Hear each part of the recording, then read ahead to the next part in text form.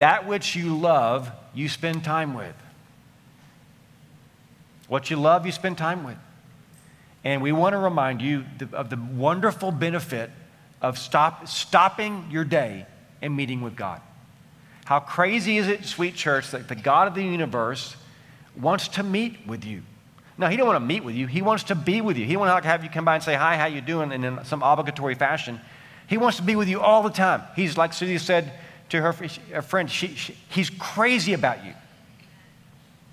And if you'll allow those, if you while you're driving, while you're working, will open up your antennae a bit, you'll find moments with God. It can happen throughout the day, serendipitously. But there are those strategic moments in the language of Luke 11 or Luke 10, 38 and following, that you're seated at his feet and listening to his word. And that's where we want to nudge you, is don't be one of those Christians who's too busy to eat spiritually. Because it's not just the discipline of reading the word and praying, which we are big fans of. And when I get up in the morning, I find Susie on the couch, the word in her lap.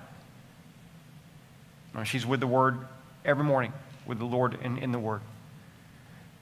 It's that yields intimacy with Jesus that we can't live without.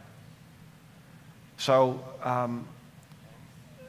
I do it pretty regularly in some structured ways in my life. I read the Bible a lot. I try to pray as I read the Bible, and it's how God's grown me over the years. I've been doing it, honestly, seriously, since I was about 17 years old.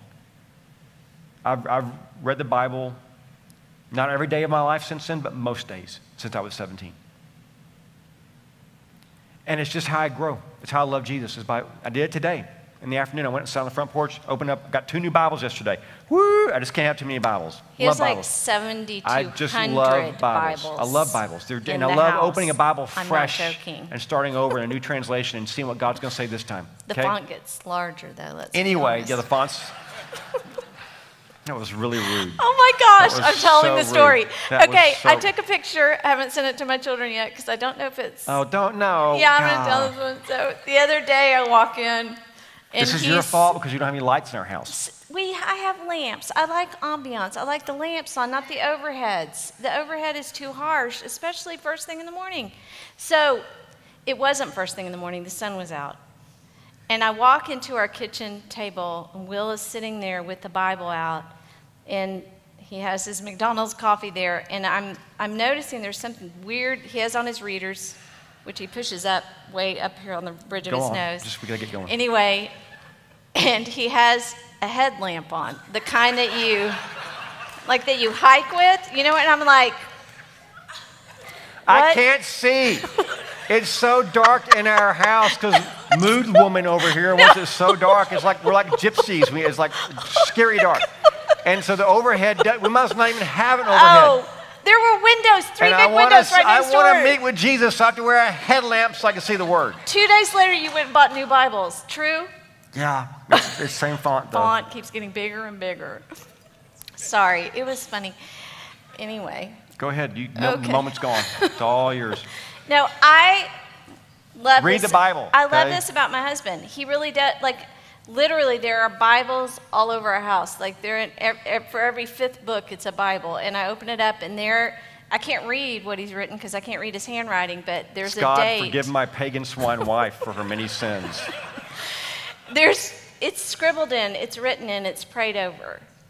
And I love that someday my children are going to go through my house, and they're going to find 5,200 Bibles, 7,200, I said, actually, that my husband has left. And they will find, I don't quite know how to handle this yet, but they will find probably 7,200 journals that I've written in, because I do wake up every morning and I pray.